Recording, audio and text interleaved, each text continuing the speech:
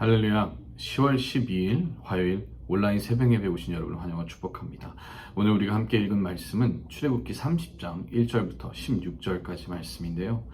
오늘 본문에서는 하나님께서 두 가지를 말씀하고 계십니다. 첫 번째는 분향단에 대한 것이죠.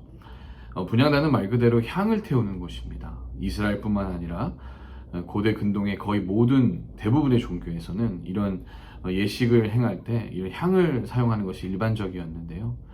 하나님께서는 모세에게 분향단을 만들어서 향을 태울 것을 말씀하시는데요. 이것이 가지고 있는 의미는 이것입니다.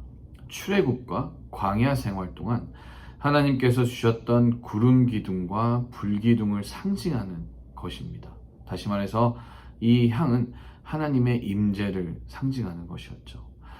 이 분향단은 본문에서 말하고 있는 것처럼 아카시아 나무로 만들고 그 위에 금을 씌웁니다. 가로 1규빗, 세로 1규빗. 이렇게 정사각형의 모양이었는데 이것은 성소에 위치하고 있죠.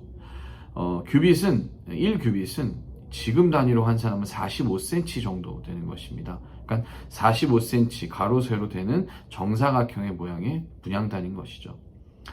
또 하나님께서는 정확하게 말씀하시는데 이것에 분향단에 향 이외에 다른 것을 피우지 말라라고 말씀하시죠.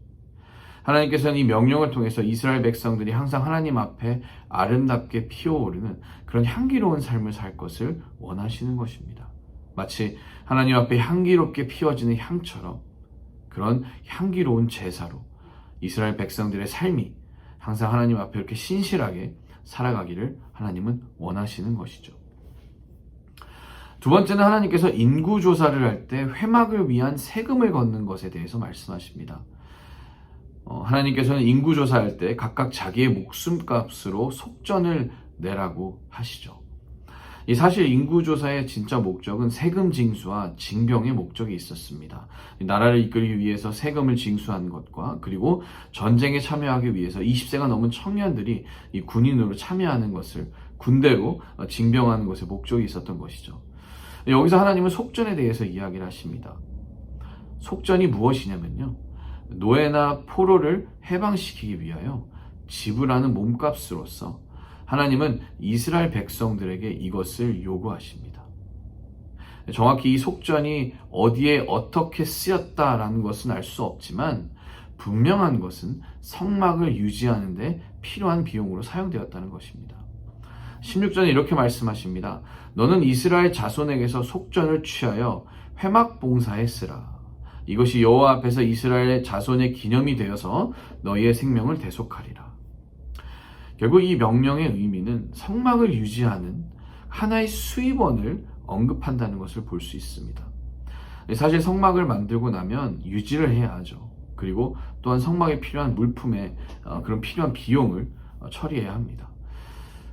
그런 것들을 위해서 하나님께서는 애굽에서 구원하신 것에 대한 감사의 표시로 이스라엘 백성들이 속전을 내게 하고 그것으로 성막을 유지하고 성막에 필요한 비용으로 사용하라라고 말씀하고 계신 것입니다. 지금으로 말하면 헌금이라고 볼 수 있겠죠.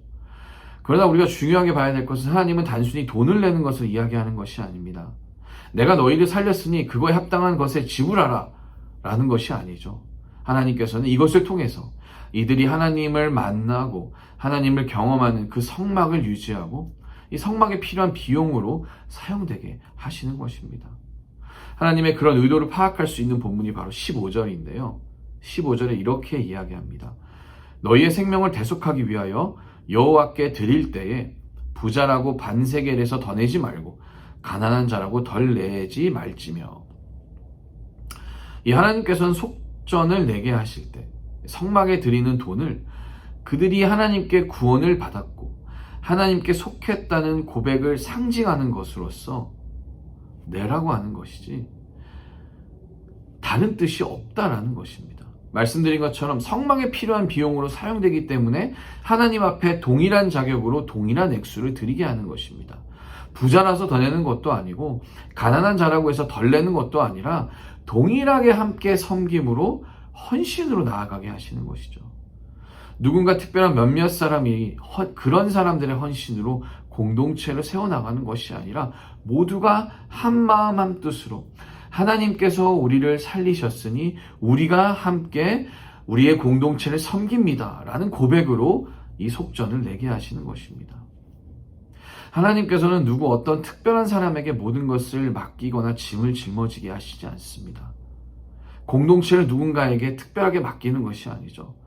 각자 한 사람 한 사람이 그들의 짐을 함께 짊어지고 함께 서로가 헌신되어 갈 수 있게 합니다. 공동체는 함께 세워나가는 것입니다. 사랑하는 성도 여러분, 오늘 우리가 이 본문을 통해서 우리가 각자의 자리에서 하나님의 공동체인 우리 사랑하는 다음 교회를 세워가는데 어떻게 함께 섬길 수 있을까 고민할 수 있기를 축복합니다. 누군가 한 사람이 아니라 또 누군가 특별히 정해진 어떤 사람들이 아니라 우리 모두가 각자의 자리에서 하나님의 공동체를 위해 정말 하나님께서 우리에게 허락하신 이 사랑하는 다음 교회를 위해 우리가 어떤 모습으로 나아갈 수 있을지 함께 고민할 수 있으면 좋겠습니다. 오늘 하나님께서 이스라엘 백성들에게 이야기하시는 것처럼 어떤 사람이라고 해서 더 하는 것이 아니라 또 어떤 상황이라고 해서 덜 하는 것이 아니라 모두가 동일하게 같은 마음으로 하나님의 교회를 섬기는 저와 여러분들의 삶이 될 수 있기를 주님의 이름으로 축복합니다. 기도하시겠습니다. 하나님 감사합니다. 오늘 말씀 붙들고 살아가는 하루가 되기를 소망합니다. 말씀이 능력입니다. 주님 그 능력을 붙들고 오늘 하루도 우리가 사랑하는 다음 교회를 위해서 어떻게 우리가 이 교회를 섬기고 하나님의 뜻에 합당한 교회로 세워나갈 수 있을지 고민하고 나아가는 그런 하루가 될 수 있게 주님 도와주시옵소서. 예수님의 이름으로 기도합니다. 아멘. 우리 계속해서 함께 기도하심으로 주님 앞에 나아가도록 하시겠습니다.